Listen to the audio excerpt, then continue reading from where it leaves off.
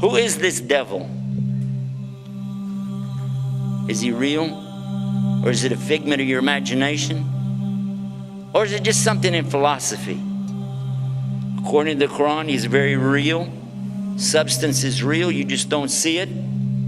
He lived before us, he's still alive today. That's an amazing subject right there, isn't it? That's amazing. The word shaitan is derived from the root shaitan, means impure and base. Shaitan refers to an entity that is rebellious, irrespective of whether it is of humans or jinn. It is also said that it means a nefarious soul who is distanced from Allah subhanahu wa ta'ala and from the truth. So shaitan is in both forms, the jinn and the humans, as Allah subhanahu wa ta'ala says. وَكَذَلِكَ جَعَلْنَا لِكُلِّ نَبِيٍّ عَدُوًّا شَيَاطِينَ الْإِنسِ وَالْجِنِّ.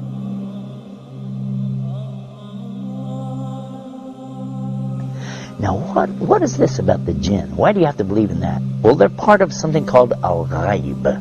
Al-ghaib means the things you don't see, the unseen.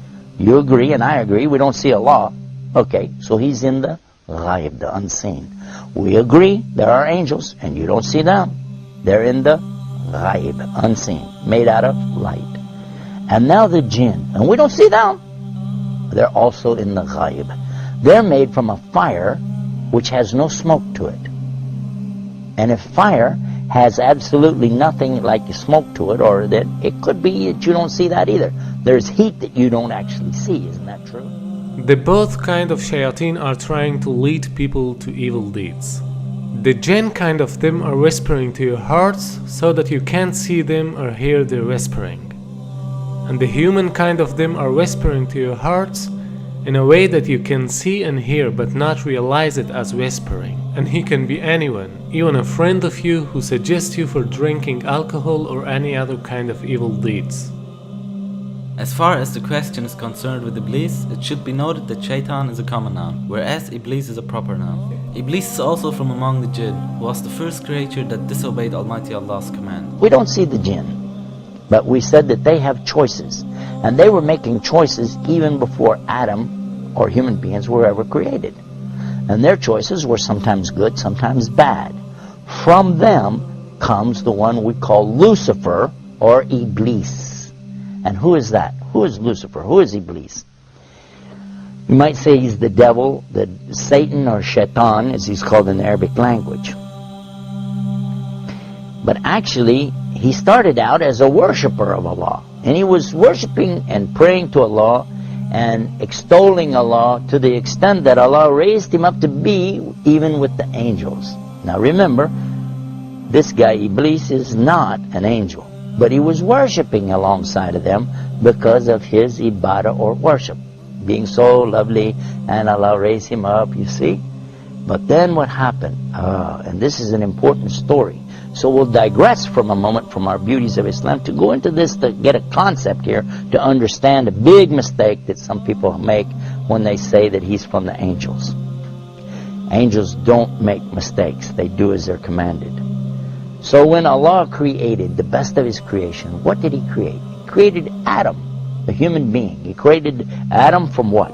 He created him from mud or clay. I want to show you what happened after Allah created Adam. Allah ordered all the angels, bow down. And all the angels did because they have to do as they're commanded. And they bowed down. All of them bowed. Except Iblis. He didn't bow down. Now if you read this in context, you understand that he was not an angel. But if you just read the words, all the angels bowed down except Iblis, you'll say, well see, that means he was an angel. But otherwise, in the Quran we find in other places that Allah said he wasn't an angel, but he was from the jinn, and he's created from a smokeless fire. And that's exactly what he said. You created Adam from mud, but I'm created from something better, from a smokeless fire. So I refuse to bow down. Why? Because I'm better than him. I am better than Adam, and I refuse to bow down to him. And by so doing, he disobeyed Allah. And whoever disobeys Allah, he's in trouble. But especially if he does it out of his arrogance and his pride. I refuse to obey because I know better. And in this way, he put himself in the worst possible condition with Allah. Allah condemned him to hell forever. And he said, I don't even care. Just let me take him, meaning Adam, and his children along with me to hell. What? For what? Because of this thing called pride or arrogance. Kibr in the Arabic language. And what is kibr? And kibr is something comes from kabara. Kabara is the root of the word akbar. And only Allah is akbar. Allah is greater and greater and greater than anything. But a human being has no right in front of Allah or anything it's created.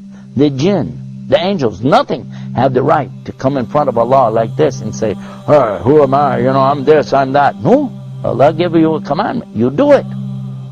Now the important point is that everyone thinks that it is because of shaitan that we commit sins. That's why they're asking some questions like, why Allah created shaitan? Or why Allah didn't finish shaitan so that we wouldn't commit sins? Here's a misunderstanding. Shaitan cannot do anything more than whispering. To make it more clear, let's ask a question. Before Iblis became shaitan, there was no other shaitan, right?